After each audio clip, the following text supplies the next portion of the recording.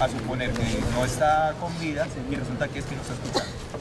Entonces, después de que yo comprobé que está en estado de inconsciencia, entonces voy a tomar el pulso y mirar la expansión torácica y con esos signos voy a determinar si la persona está con vida o se encuentra paro cardiorrespiratorio. Si yo no presencio un paro cardiorrespiratorio, no voy a tratar de reanimar a un paciente en un área de estas, porque no sé hace cuánto tiempo está en el paro y voy a perder tiempo que podría utilizar salvando la vida de otros pacientes.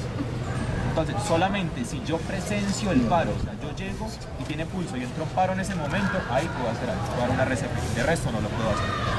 Entonces, tomo pulso y miro expansión torácica. Entonces, tiene pulso, pero no tiene expansión torácica. Entonces, ¿qué puede pasar? Puede haber una obstrucción en vía aérea que está impidiendo que respire. Normalmente en estos pacientes se hace una maniobra frente-mentón. Doctor, despejando de esa forma la vía aérea, ellos vuelven a respirar.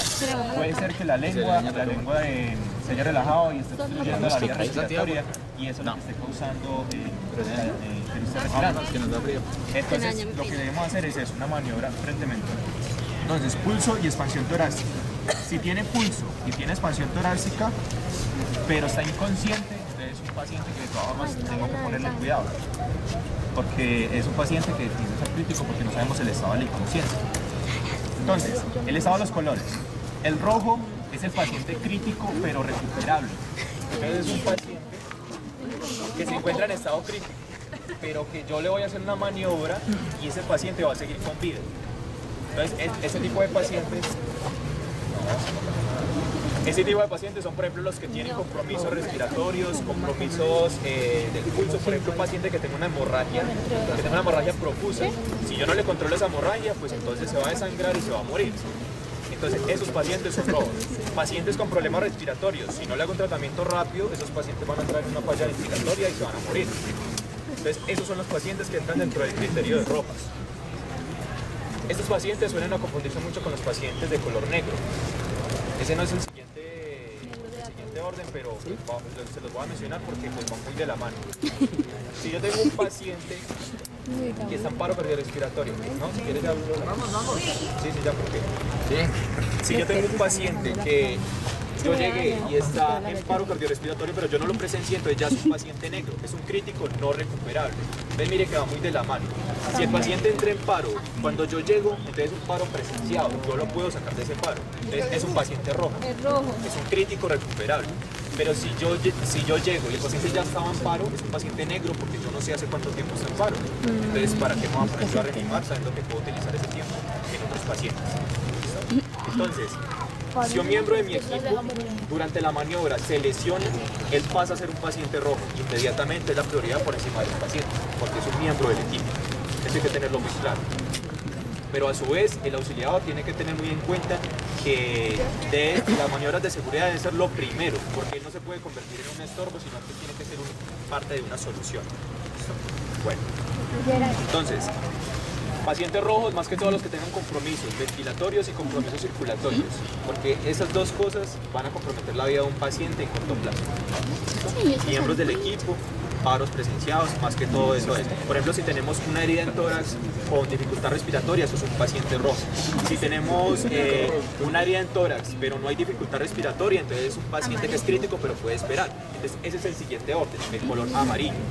Entonces, el color amarillo son los críticos diferibles, o sea, que pueden esperar un poquitito. Es decir, tengo un paciente, como les digo, con una lesión torácica, pero no tiene dificultad respiratoria. Entonces, es un paciente que hay que atender porque tiene una lesión torácica, pero me puede esperar un poquitico porque los signos no están alterados. Entonces, si tengo, por ejemplo, una fractura de un hueso grande, por ejemplo, el fémur, o una fractura pélvica, en la pelvis hay arterias muy importantes y en la pelvis se puede acumular mucha sangre. Por eso se murió Galán. Bueno, era un tiro. Esa parte nos olvidó. Nadie está negando. Nadie ha dicho lo contrario. Pregunta de COE. Se murió Galán. Nos van a hacer serio. No nos van a hacer serio. Sí, sí. Cuando tenemos una fractura pélvica, entonces, ¿qué vamos a hacer? Como se puede alojar tanta sangre, puedes compensar a un paciente rápidamente por un choque hipovolémico. Es decir, que la pérdida sanguínea se va a producir por acumulación en la pelvis. Entonces, al no haber suficiente sangre, entonces el corazón no puede trabajar dentro, entonces no hay suficiente líquido intravascular, entonces hay un choque hipovolémico. Si en esa fractura pélvica tenemos alteración de los signos vitales, es decir, tenemos por ejemplo una bradicardia, una hipotensión marcada, entonces ese paciente va a ser rojo. Pero si no tiene alterados los signos, ese paciente va a ser amarillo. Entonces, mire que se puede establecer en uno o en otro criterio, dependiendo de cómo estén los signos vitales. Eso va a ser importantísimo. Y ya la siguiente categoría es la de color verde. La de color verde son los pacientes no críticos. Entonces, estos pacientes ya me pueden esperar a que yo atienda a todos los demás. Es decir, tengo un paciente con una fractura en un tobillo.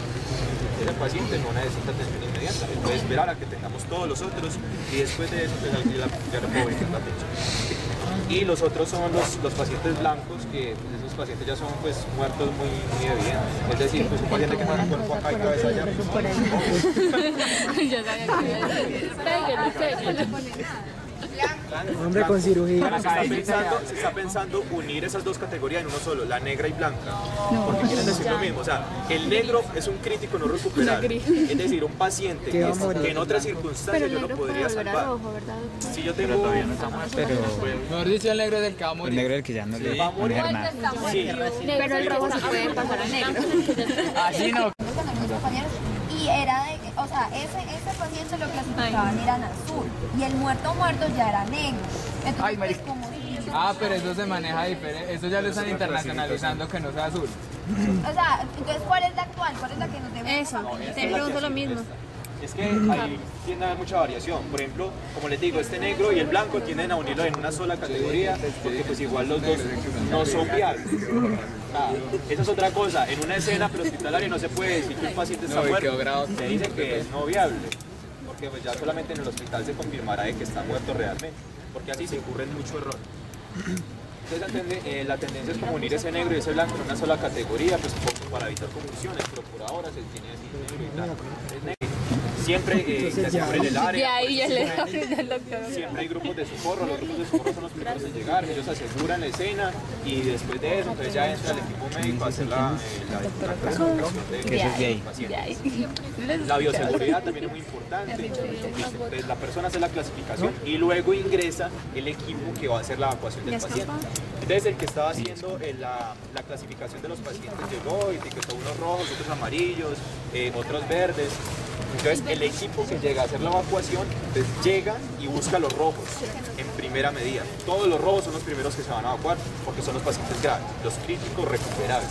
Entonces llegan, le dan una atención inicial para darle un soporte, una estabilización y le van a hacer la evacuación de ahí y lo van a llevar al módulo de estabilización y clasificación de pacientes, en otros casos conocido como CALS, Centro de Atención y Clasificación de Heridos. Y allá pues ahí está ya equipos con los que se le va a dar un soporte más avanzado para pues, poderlo llevar en la ambulancia y en el hospital de tratamiento definitivo. Entonces ahí se dividen 3 niveles de triage para cuando escuchen el triage nivel 1 es en la escena como tal, cuando llega la persona que va a hacer la clasificación y hace el triage inicial y diagnostica cuáles son los rojos, los amarillos, los verdes. Ese es el triage nivel 1. El triage nivel 2 se hace en el MEC, módulo de estabilización y clasificación. Entonces ahí es donde se le va a dar un soporte al paciente y se va a mandar en la ambulancia al hospital. Y el triage nivel 3 se hace hospitalariamente, entonces ahí ya el médico es el que dice este paciente primero, este no. Normalmente en los hospitales, en muchos de los hospitales ya hay centros de triage. Antes llegaban urgencias, eso colapsaba y eso no sabían ni qué hacer.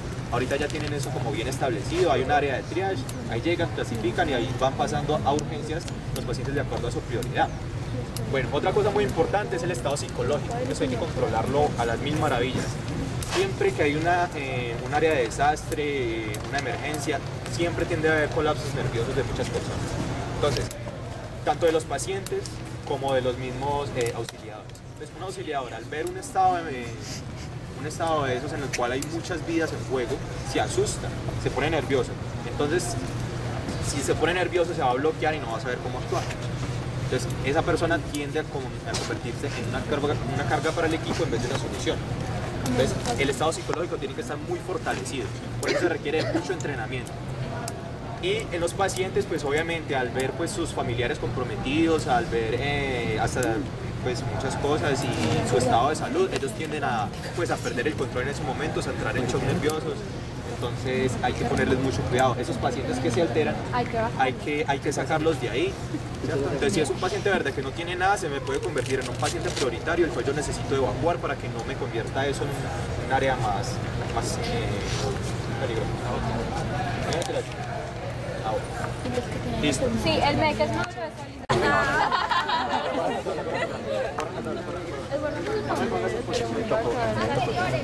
¿cómo está? Ay, se le murió casi.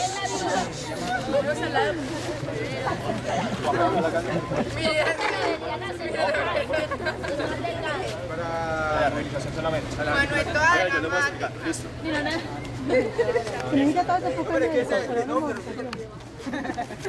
Bueno, muchachos, venga, pongan cuidado. Eso es importante, vea. Siempre que hay en una escena de estas, tiende a meterse todo el mundo, mi hermano, mi tío, mi abuelo, eso se vuelve un caos. Esas personas, eso tiene que controlarse muy bien para que no vayan a tener problemas de estrés. Listo, entonces, lo primero, ¿Para qué? Lo primero que se va a hacer es una inmovilización del paciente. Él tiene que estar en una posición anatómica para poder ser llevado a una camilla y poder ser trasladado del lugar. Entonces miren la forma en que se va a hacer la inmovilización para de esa forma poder llevarlo a la camilla. Pero mala cabeza. Ya explicamos la forma del contacto y cómo vamos a determinar si está vivo o muerto, el estado de conciencia. Entonces ahora la inmovilización para llevarlo a la tabla. Y lo falta al lado. Entonces, mire, vean, lo toman, todos que vean acá, muchachos, que no digan dando la sonda para que... Venga. Mire, vean. Cuando se va a hacer una inmovilización, entonces, por ejemplo, empezamos con los miembros inferiores siempre y luego los superiores. Entonces, para hacer la inmovilización tomamos de las articulaciones, no lo vamos a tomar de cualquier lado, porque si yo no lo tomo de la articulación, entonces lo que va a hacer es generar más movimiento. La idea es generar el menor movimiento posible y la articulación debe quedar en posición funcional.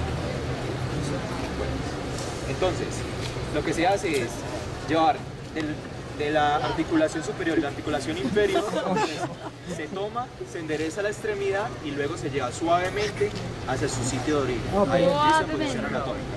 Y los dos deben quedar en la misma posición. No, vean, ya lo tenéis allá.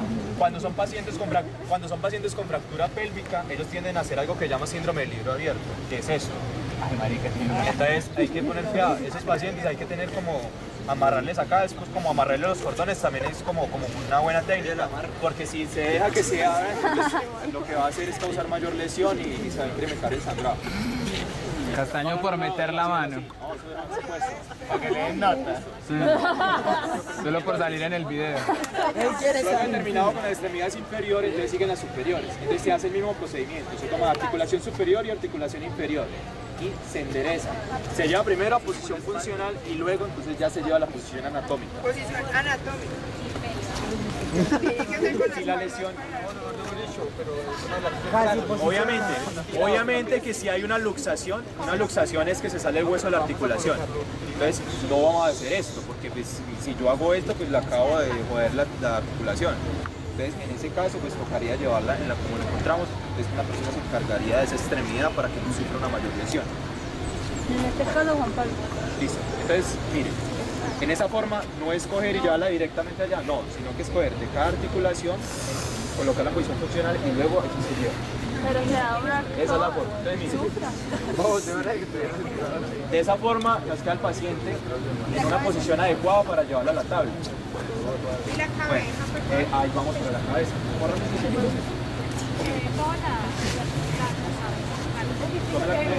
La cabeza.